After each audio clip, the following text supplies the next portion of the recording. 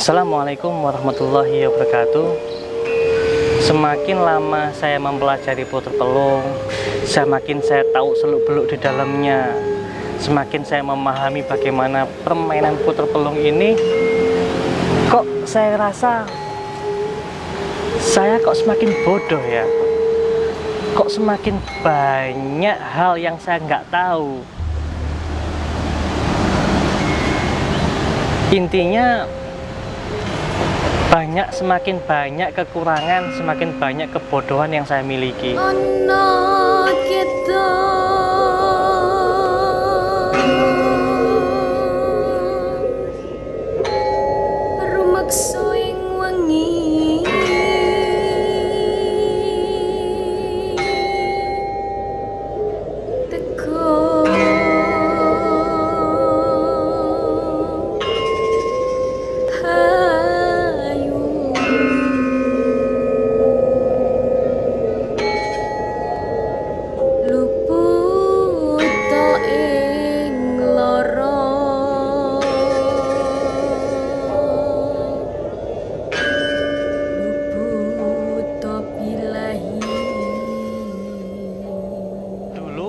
Ketika saya mengawali belajar puter pelung, yang pertama mungkin kita mempelajarinya masalah sexing atau masalah mengetahui kelamin jantan dan betina.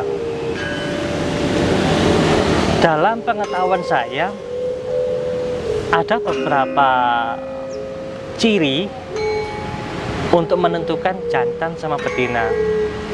Yang pertama, jantan itu supit atau supit urang atau apa namanya ya, tulang pada bagian bawah kalau diperkutut itu keras dan agak sempit.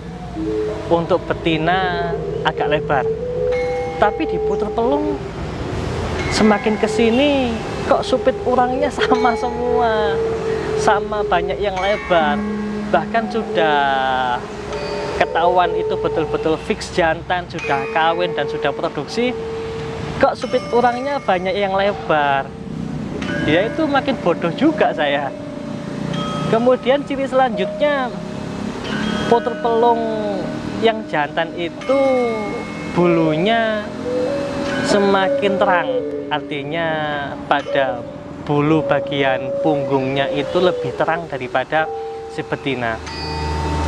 Di sini oke lah kalau memang puter pelung itu sedarah, apalagi satu tetasan. Ya bisa dipastikan memang jantannya bulu pada bagian punggungnya itu lebih terang. Kemudian betinanya lebih gelap.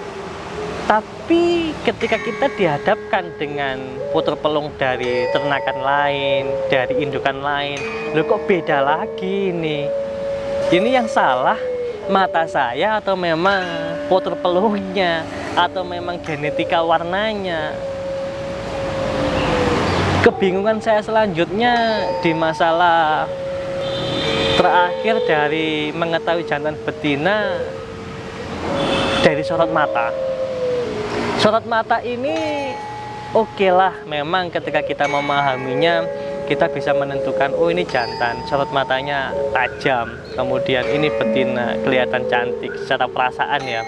Kalau kita sering lihat puter pelung, ada memang perasaan, oh ini cantik, oh ini nakal, oh ini bengal, ini pemberani dan sebagainya. Tapi itu juga nggak menjamin ini jantan atau betina. Kemudian ada juga yang katanya jantan itu bekur, jantan itu gacor. Ketika saya amati juga sama. Jantan, betina ada yang bekur. Ketika jantan dimasukkan malah dibekuri, malah digablek-gableki. Yang lucunya malah yang kelihatannya tadi seperti betina malah bekur keras. Kemudian seakan-akan kayak apa ya, kayak jantan. Tapi ternyata beberapa waktu kemudian inlor. Ya, makin bodoh lagi saya. Selanjutnya masalah suara juga sama. Suara itu masing-masing burung memang memiliki karakteristik yang berbeda. ada suara pada puter pelung yang ketika kita kasih makanan panas semakin neken bagus, enak, indah, suaranya jernih. Ada puter pelung yang ketika kita masih makanan enak, iya kita kasih makanan mahal ya, makanan jadi-jadi itu kok semakin gak enak suaranya, semakin mendek, semakin serak. Ketika kita kasih makanan biasa yang kita beli kiloan itu makin enak. Kita kasih makanan yang gak dicuci makin enak. Ini yang salah saya atau burungnya? Kemudian juga dalam menentukan hasil ternakan juga begitu. Logikanya sih gini ya, burung yang neken kita kawinkan sama yang neken, pinginnya kita itu anakannya neken juga. Tapi loh ini kok malah jadi guguk, ini piye ceritanya ini? Kok malah makin pendek, makin guguk? Ini yang salah saya atau siapa? Ada juga burung yang dari kecil udah mentalnya bagus, kemudian suaranya enak, dibawa ke gantangan juga dapat nominasi juara. Tapi ketika usia 8 kok dia nelor. Ya wes lah, ini memang jadi betina.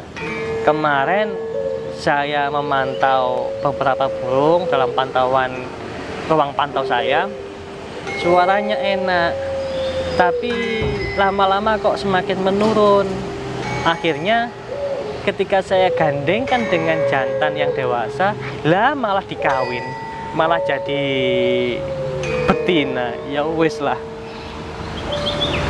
Dari beberapa kebodohan-kebodohan saya tadi, saya menyimpulkan memang kita ini bermain dengan sesuatu yang bukan ciptaan kita. Kita bermain dengan sesuatu yang ciptaan Tuhan. Di situ ada sisi unik, di situ ada sisi ketuhanan ya. Kita bermain ke sesuatu hal yang kita tidak bisa menentukan hasil akhir dari permainan ini. Semakin bodoh, iya. Semakin memahami kekurangan, iya. Tapi satu sisi bisa menjadi sesuatu hal yang menjadikan kita lebih dekat dengan zat yang menciptakan kita. Semoga puter pelung ini bisa semakin ramai dan memahamkan arti dari sebuah ketuhanan ke dalam diri kita, yang pada akhirnya bisa menjadikan keimanan kita lebih tinggi.